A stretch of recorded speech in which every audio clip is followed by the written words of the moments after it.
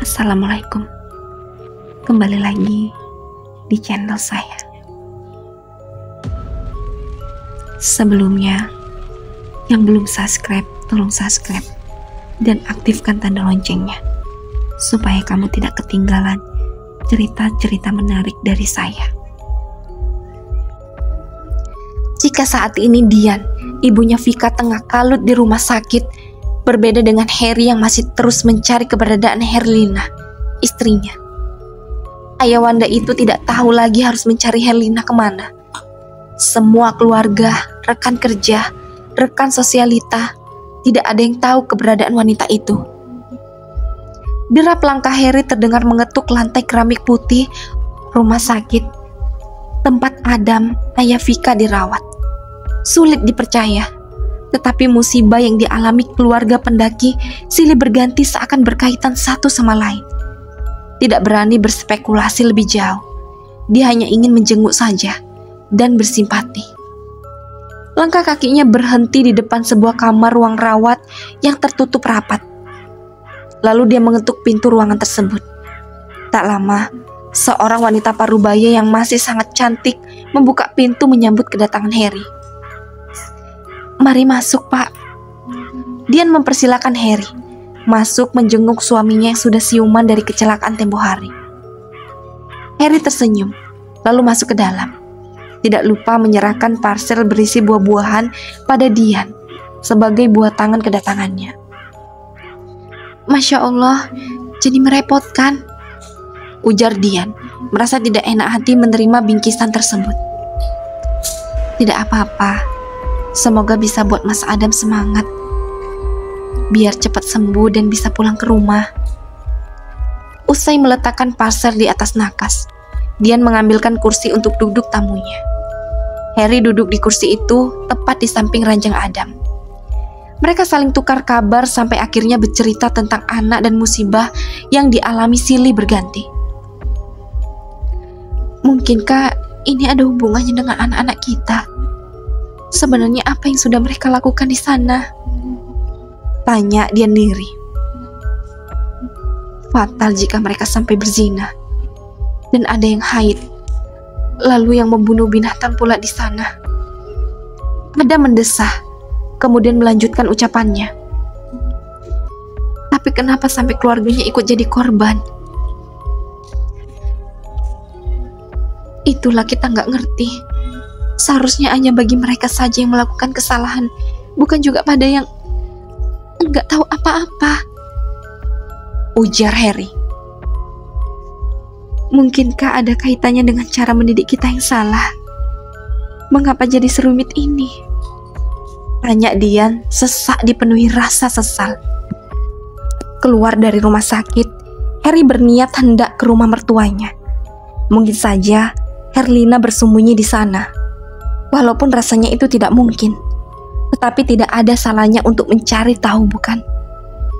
Di persimpangan jalan, Harry merasa melihat mobil milik Herlina. Mobil Avanza berwarna putih melaju di sisi lain jalan. Merasa ada yang janggal, Harry mengikuti kemana mobil itu pergi, hingga tiba di sebuah rumah berukuran sedang di kompleks perumahan menengah ke bawah. Bisa beli mobil mewah, tapi tinggal di sini, Harry bertanya pada diri sendiri sebelum akhirnya turun dari mobil menghampiri wanita yang baru saja keluar dari mobil, yang diyakininya milik Herlina. "Maaf, Mbak." Harry setengah berlari menghampiri wanita berpakaian casual yang baru saja hendak memasuki teras rumahnya. Wanita itu menoleh, menatap Harry dengan kerenyit di dahinya. "Maaf, ada yang bisa saya bantu?" "Maaf, kalau saya mengganggu.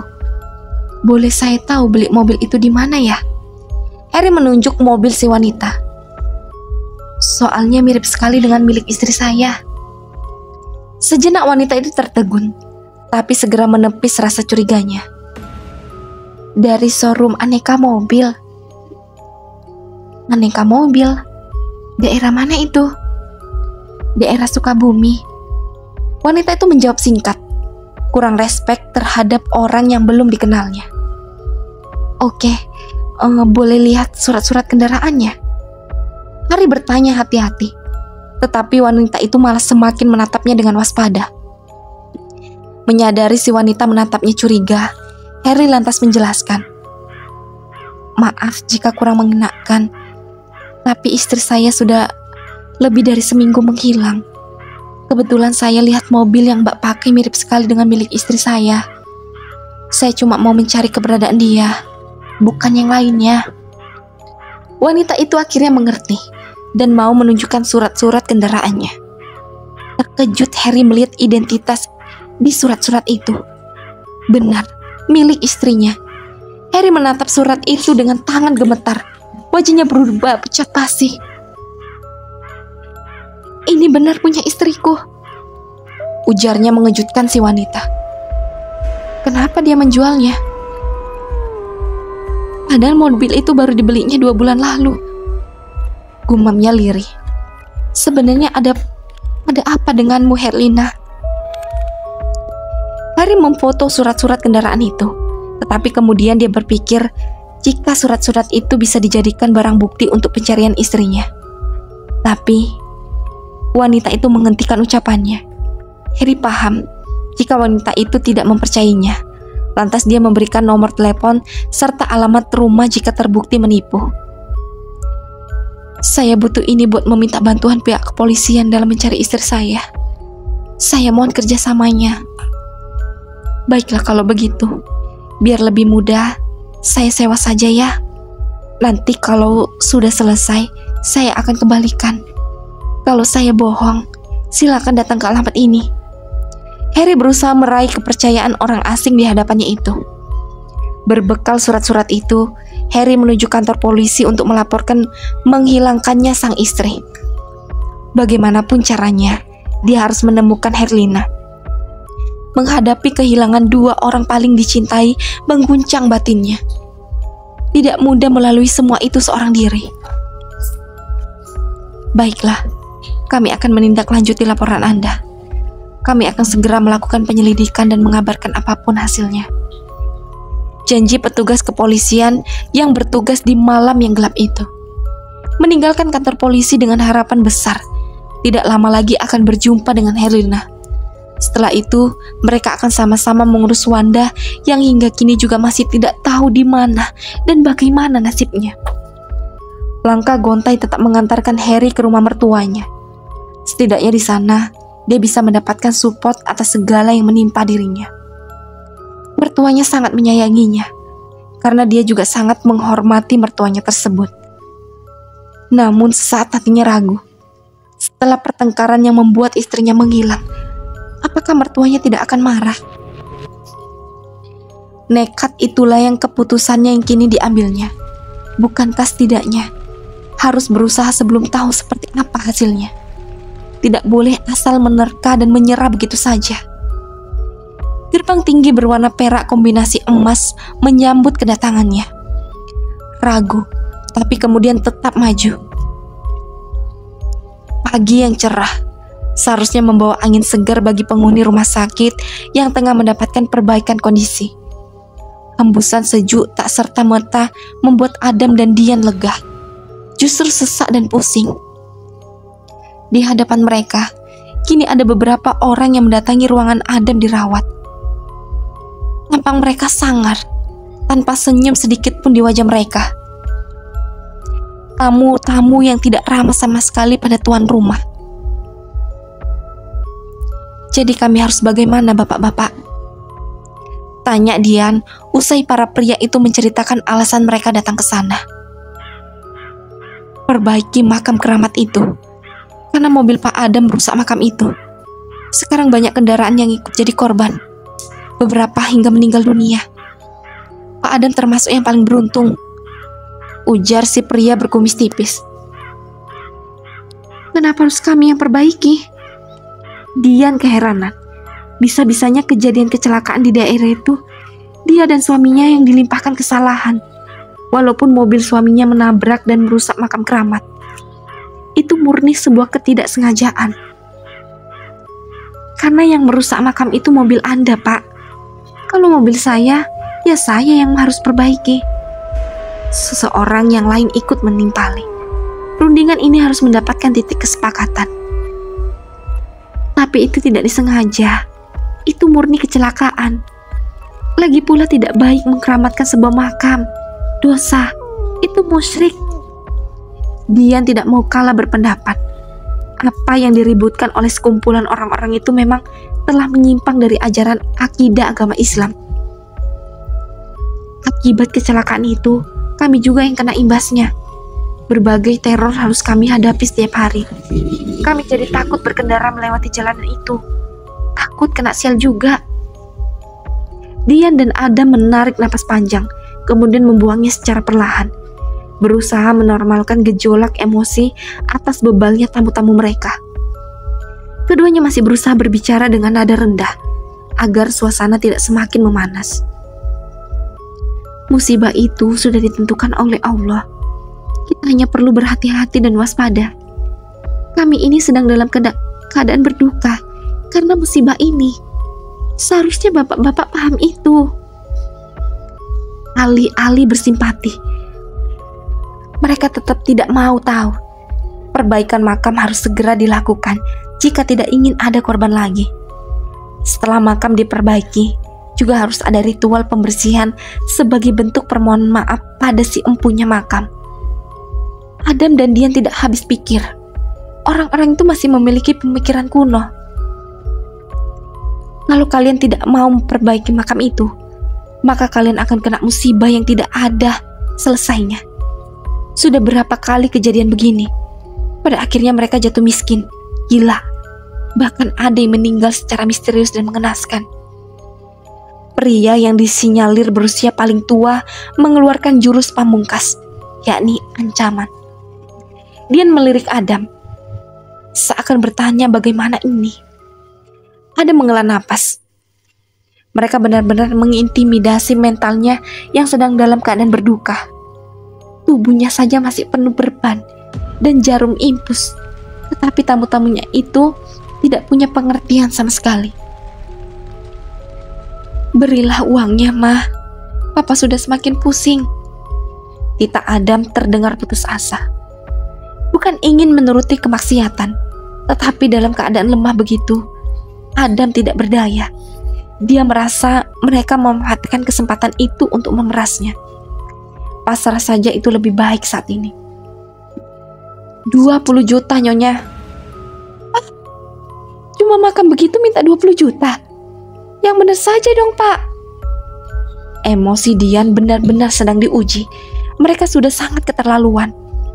Uang 20 juta hanya untuk perbaikan makam sederhana itu sangatlah mahal. Padahal jika dibelanjakan dengan anggaran yang sebenarnya, hanya butuh 2-3 juta rupiah. Itu sudah termasuk ritual pembersihan dan tolak bala, Nyonya. Sesaji yang kami butuhkan harganya tidak murah. Jadi uang segitu sudah kami perhitungkan secara teliti. Dan atas kesepakatan bersama, Anda berdua sudah tidak perlu lagi ikut campur dan tahunya beres aja. Si tetua menjelaskan pada keduanya dengan serius. Sajian apa sih sampai segitunya? Banyak, Nyonya. Anda tidak perlu tahu, karena mendengarnya saja sudah membuat Anda pusing 7 keliling. Saya yakin untuk ukuran orang sekaya Anda, jumlah uang segitu tidaklah banyak, ujar si tetua berkilah. Ingin lebih lama berdebat, lantaran kepalanya sudah berdenyut sangat kuat. Secepat mungkin, Dian menulis sejumlah angka di sebuah kertas cek yang kosong, kemudian menyerahkan pada mereka tanpa senyum sedikit pun. Dia jengah, dia sangat marah, tapi harus bisa mengendalikan emosi dan kewarasannya. Para lelaki itu tersenyum senang, kemudian segera bangkit dan berpamitan. Selepas tamu-tamunya pergi, Dian dan Adam dapat bernapas dengan lega. Malam harinya, Dian menceritakan kejadian tadi pada Siska yang mengantarkan Farah ke rumah sakit. Kakak kandung Dian itu sangat marah dengan pemerasan yang dilakukan warga sekitar tempat kejadian perkara. Harusnya bersimpati, ini malah justru memanfaatkan kesempatan untuk mendapatkan keuntungan. Aku akan buat laporan pada pihak yang berwajib. Kalau dibiarkan, pasti akan banyak korban selanjutnya, ujar Siska geram. Sedangkan Farah yang sejak tadi menyimak hanya bisa diam sembari mengelus punggung ibunya, memberikan support agar lebih sabar dalam menghadapi cobaan yang datang silih berganti. Apa?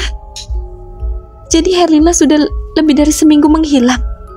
Kenapa baru kabari Mama, Heri? Cecar mertuanya saat pria itu menanyakan keberadaan Herlina pada orang tua kandung istrinya itu. Heri yang ditanyai begitu tercengang. Jadi selama ini istrinya tidak pulang ke rumah orang tuanya. Saya nggak kepikiran dia pulang ke sini, Mah. Saya pusing, bingung, dan kalut. Selama ini dia nggak pernah pulang ke sini jika kami bertengkar. Jadi di sini adalah opsi terakhir. Lalu jika dia nggak ke sini, pergi kemana dia? Apa yang membuat kalian bertengkar? Heri pun menceritakan semua dari awal hingga akhirnya kehilangan sang istri. Begitu pula tentang dukun dan mobil yang sudah berpindah tangan. Mertuanya hanya menggeleng kepalanya.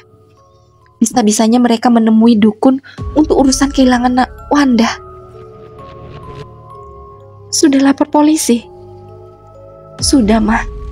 Saya langsung ke kantor polisi setelah menemui wanita yang membeli mobil Herlina. Anehnya, dia membeli mobil itu di Tasikmalaya. Itu jauh sekali dari sini. Di lain tempat, pihak kepolisian bergerak cepat menyusuri jejak-jejak yang ditinggalkan Herlina. Mulai dari keluar rumah di pagi terakhir itu, kamera CCTV sepanjang jalan yang dilaluinya, dan kemudian menghilang di sebuah pintu tol. Dari sana, polisi mulai kehilangan jejak.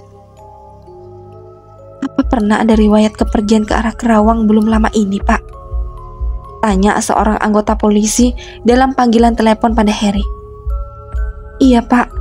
Sehari sebelum dia menghilang, kami sempat ke rumah Mbak Mijan yang ada di daerah Kerawang.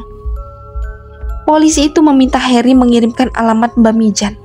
Selain itu, anggota yang lain mendatangi showroom aneka mobil, tempat wanita pemilik mobil yang baru membeli kendaraan pribadi Herlina itu.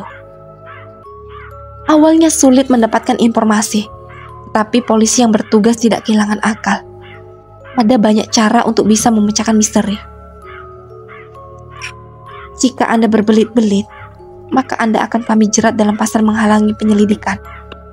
Maka bekerja sama itu lebih baik, kata polisi itu dengan ancaman di dalam ucapannya. Hingga informasi bisa didapatkan. Mobil itu dibeli dari seorang pria bernama Johan Belang, seorang penada barang curian. Polisi bergerak cepat memburu pria bernama Johan Belang yang dimaksud. Tidak peduli waktu telah melewati tengah malam, polisi-polisi itu memburu Johan Belang. Pria itu juga masuk dalam daftar pencarian orang. Pamflet dan poster disebar kemana-mana, berharap ruang gerak pria itu akan semakin sempit.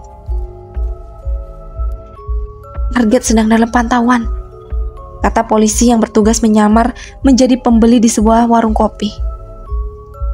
Lanjutkan, balas polisi yang berada di dalam mobil.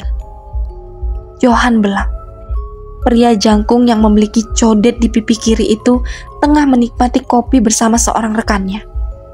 Polisi yang bertugas mengambil tempat duduk di dekat kursi tempat Johan duduk, berusaha mencuri dengar obrolan mereka dengan alat khusus yang berfungsi untuk memperbesar volume suara dari jarak jauh. Di dalam mobil, polisi lain sedang mendengarkan obrolan mereka. Besok ada yang mau kirim barang dari Subang, kata pria yang diduga rekan Johan. Pastikan surat-suratnya lengkap. Kalau bodong, lebih baik jangan. Kita jangan sampai terendus polisi Tengi itu, saut suara yang diduga milik target utama. Iya, ribet urusannya. Beberapa waktu berlalu, kedua orang itu keluar dari warung kopi tersebut. Polisi-polisi mengikuti dari kejauhan. Tidak ingin target terlepas sebelum sempat naik kendaraan. Kedua orang itu disergap. Angkat tangan, kalian kami tangkap, seru polisi seraya menangkap senjata yang ada di tangannya ke atas, memberikan peringatan pada target penangkapan. Dua orang yang ditargetkan sontak terdiam, terkejut dengan penangkapan tiba-tiba itu. Mereka berdua saling pandang, seolah berbicara dari tatap mata, kemudian mengangguk sepakat. Tak terduga, Johan Belang dan rekannya dengan kecepatan tinggi mengeluarkan senjata dari balik jaket yang dikenakan, lalu menembakkan peluru ke arah polisi yang berusaha menyergap mereka. Tangan polisi itu sempat mengelak. Salah satu polisi terkena peluru di bagian tangan, hingga pistolnya terlepas dan terjatuh ke paping blok halaman warung kopi. Polisi itu tidak sanggup menahan erangan demi tidak membuat target merasa di atas awan. Polisi itu terduduk sambil menekan kuat bagian bawah lengannya yang terluka. Dapat dirasainya darah mengucur deras dari lubang tempat peluru menembus kulitnya. Cepat dia! Polisi itu masih sempat berteriak meski dengan suara serak. Ini bukan hanya tentang penangkapan target utama atas dasar dugaan penadahan barang curian, tapi juga rasa sakit di lengan membuat dendam memercik keluar dari batinnya. Baku tembak tidak terhindarkan lagi. Masing-masing kubu saling melepaskan tembakan dari tempat tersembunyi, menyasar buruan yang tidak boleh terlepas. Polisi yang terluka tadi juga cepat bersembunyi, tentu tidak ingin menjadi bulan-bulanan tembakan dari kubu musuh. Rizal, polisi yang datang sempat ke belakang untuk buang air besar, terkejut menyaksikan perang timah panas itu. Tak serta-merta memasuki arena tempur. Pemuda yang belum lama bergabung dengan angkatan itu terlebih dahulu mengamati situasi. Dia tidak boleh gegabah jika ingin selamat. Selamat untuknya, selamat juga untuk rekan kerjanya, dan tentunya berhasil menangkap buruan. Sial, peluruku habis. Johan menggerutu kesal. Rekannya yang paham langsung berusaha melindunginya, memberikan kesempatan bosnya untuk mengisi ulang peluru pistol. Udah. Johan kembali menembakkan peluru ke arah lawan yang sekiranya bersembunyi di tempat yang dicurigai. Rizal tidak mau kalah. Melihat situasi perang yang kurang baik, pria itu mengendap-endap di antara kegelapan. Tanpa matanya teralih fokus, dia berusaha tidak menimbulkan suara gaduh. Pistol di tangannya pun sudah dalam posisi siap meluncur timah panas. Dalam jeda waktu sepersekian detik, peluru menyasar tepat di bagian punggung Johan Belang, hingga membuat pria itu sontak membeku beberapa saat. Sebelum cairan merah kental keluar dari mulutnya, tubuhnya limbung, lalu jatuh ke sisi kiri. Johan Belang tumbang oleh anak ingusan. Rekan yang terkejut sontak menoleh ke belakang, ke arah peluru itu berasal. Dia juga diam membeku, berusaha berpikir langkah apa yang akan ditempuhnya kini. Kabur pasti kena, bertahan pasti mati. Mengangkat kedua tangan tanda menyerah, kemudian duduk bersimpu di depan Rizal. Tetapi rupanya itu hanya trik. Secepat kilat, pria itu sudah meluncurkan pelurunya ke arah Rizal. Beruntung tembakannya melesat dan mengenai tembok pagar halaman rumah warga. Spontan Rizal juga menarik pelatuk pistolnya dan tepat mengenai lengan kanan rekan Johan Belang. Pria itu dapat dilumpuhkan. Polisi yang lain berkumpul, mengelilingi dua tersangka. Satu tewas dan satunya lagi terluka. Salah satu polisi menggeleng. Susah ini buat dapat informasi lanjutnya. Sedangkan di hutan belantara, angin malam tidak bersahabat. Dingin menusuk tulang. Hembusannya tidak sejuk. Aneh dan semacam tipuan yang sulit untuk dijabarkan. Insting sekumpulan orang yang ada di hutan belantara itu merasa saat ini atmosfer tidak baik-baik saja.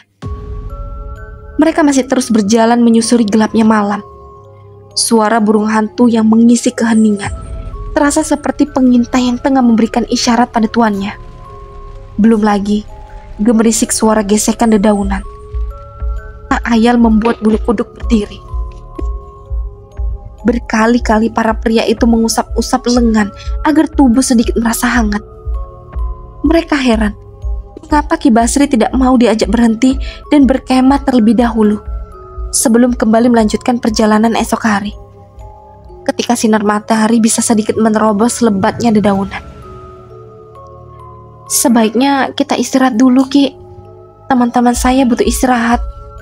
Saya rasa Ki Basri juga butuh istirahat, kata Agus hati-hati, dengan napas yang tidak beraturan, karena jalanan yang mereka lalui kini menanjak, dengan medan yang lumayan licin, sehingga harus ekstra hati-hati. Sebelum Ki Basri menjawab, Catur sudah lebih dahulu menambahi. Iya, Ki, ini medan yang kita lewati menanjak dan licin.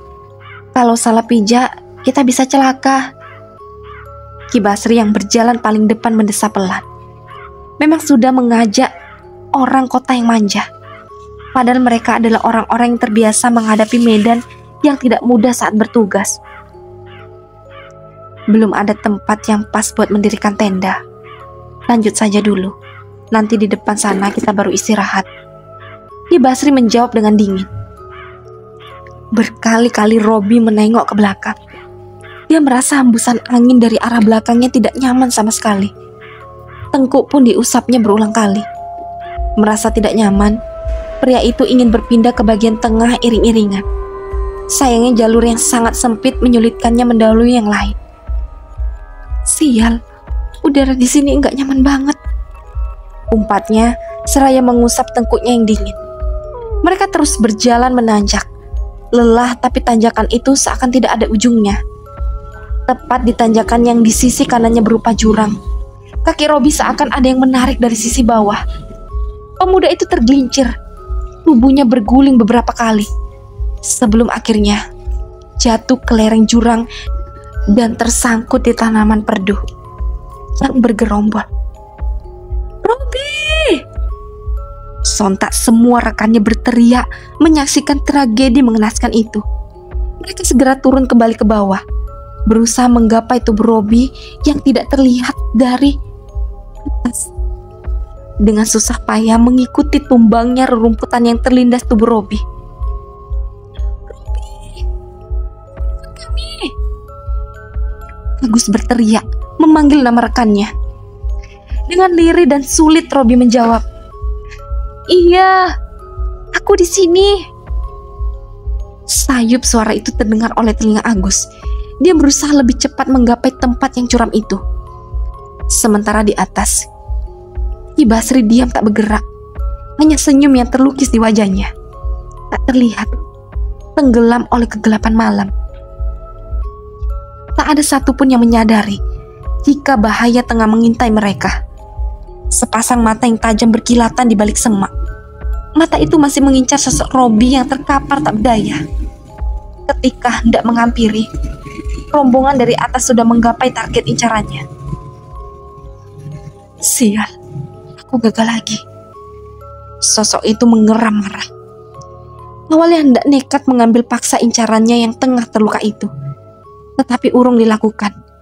Dia akan mencoba hal baru, mempermainkan targetnya. Maka dibiarkan saja orang-orang itu menolong Robi. Waduh, bagaimana ini, Pak?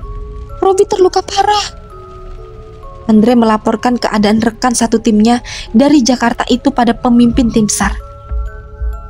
Terpancar raut kecemasan di wajah lelaki yang selalu dibenci oleh Robi itu. Seketika membuat hati pemuda angkuh itu menghangat. Maafkan aku, Andre. Aku udah banyak iri sama kamu. Batinnya berbisik lirih. Ingin sekali dia mengatakan itu langsung pada Andre. Sayang, lidahnya keluh. Tak kuasa mengucapkan kata maaf. Matanya menatap lekat pada wajah cemas di hadapannya yang tengah memeriksa luka lain di tubuhnya. Agus mendekat dan memeriksa kondisi Robi. Beberapa bagian kulitnya mengalami luka lecet. Kulit wajahnya terluka, tergores ranting kering hingga berdarah. Belum lagi bagian mata kaki yang terkilir. Lukamu cukup parah. Biar aku obati dulu, ujar Andre seraya mengambil perlengkapan P3K di tasnya. Menuang betadin ke kampas, kemudian mengaplikasikan pada luka-luka yang nampak di beberapa bagian. Lalu memijat bagian pergelangan kaki Robi untuk dilenturkan agar bisa berdiri kembali. Bagaimana? Sudah baik kan? Tanya Andre masih dengan raut wajah khawatir. Robi menggerak-gerakkan pergelangan kakinya ke kanan dan kiri. Dia tersenyum lega. Alhamdulillah, udah baik kan? Terima kasih ya Bang. Terkejut, itulah reaksi pertama yang ditampilkan oleh Andre. Baru kali ini sejak bertahun-tahun menjadi rekan kerja Robi memanggilnya Abang. Selama ini pemuda itu kerap menunjukkan sisi tidak sukanya padanya. Perlahan hatinya menghangat ketika kemudian tanpa disangka Robi mengatakan maaf. Tak menunggu lama, keduanya saling berpelukan, saling memaafkan dan saling mendukung satu sama lain. Tak menyangka jika tugas ke gunung kali ini justru membuat hubungan mereka membaik. Rekan-rekan mereka tidak kuasa menahan haru. Ternyata hubungan buruk bisa diperbaiki oleh insiden dan sebuah ketulusan tanpa harap terbalas. Yang masih penasaran, lanjut ke part selanjutnya. Dan jangan lupa aktifkan tanda loncengnya dan subscribe. Assalamualaikum.